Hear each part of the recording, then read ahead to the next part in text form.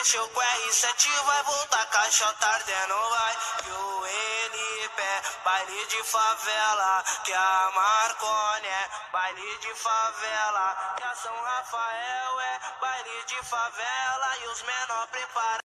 E gatas, beleza? Aqui quem fala é do canal da Zoeira Pura. E bom, galera, a gente está aqui com mais uma tag.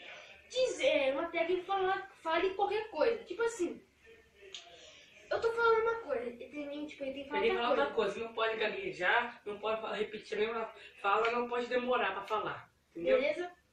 Então, o desafio é assim: quem perder vai levar uma chinela mais tão forte, vai perder o rumo de onde veio. Beleza? Então, bora!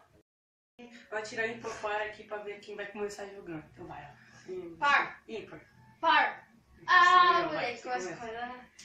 Guarda-roupa. Mercado. Feijão. Guarda-roupa. Zoeira. Macaco. Cadal. Banana. Alan. Barco. Davi. Matheus.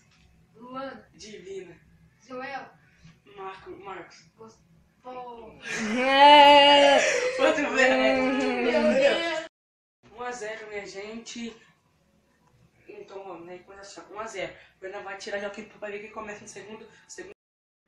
Oh, meu Deus. Você começa, era par. Beleza, então. Zoeira. Macaco. Guarda-roupa. Bolsa. Davi. Cama. Lua divina. Porta. Matheus. Luiz. Cartinha. Maçaneta. Maçaneta. 2-0. Vai dar Meu Deus do chinelada. Ah, Começa. banana. Olho. Zoeira. Nariz. Alan. Orelha. Dente. Aparelho. Birruga. Cabelo. É... Já era que me... Chile.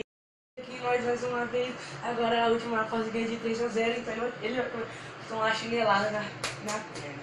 Então é 1, 2, 3 e...